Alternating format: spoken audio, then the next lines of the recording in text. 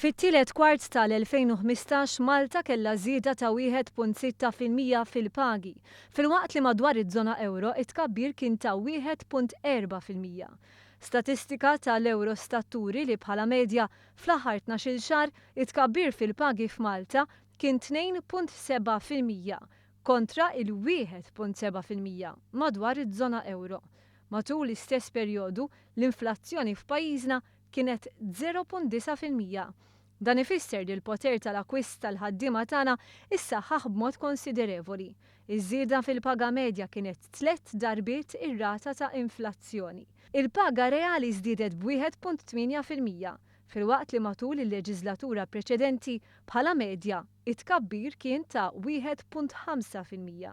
Skont l-Eurostat, il-paga medja f'pajjiżna issa hija 8% ogħla mill-livell li kienet fl-istess perjodu tal-amministrazzjoni preċedenti. Fl-istqarrija l-Gvern qal li l-istatistika ġġib fix-xejn l-argument negattiv tal-Oppożizzjoni li bħalissa nafsa fil-pagi u li l-ħaddiema qed jispiċċaw b'inqas flus fil-but. Din mhijiex l-ewwel darba l-istqarrijiet tal-kap tal-Oppożizzjoni marru kontra l-istatistika uffiċjali miġbura mill-Aġenzija Ewropea. L-iktar żieda fil-pagi kien fil-qasam tal-industrija fejn l-Eurostat osservat tkabbir ta' 4.3% f'Malta, kważi darbtejn u nofs il-medja fiż-żona euro. Intant l-Eurostat illum ħarġet stqarrija oħra dwar l-offerti tax-xogħol madwar il-pajjiżi Ewropej. Fit-tielet kwart ta' din is-sena, Malta rat waħda mill-akbar żidiet fl-ammont ta' opportunitajiet ta' xogħol madwar l-Unjoni Ewropea.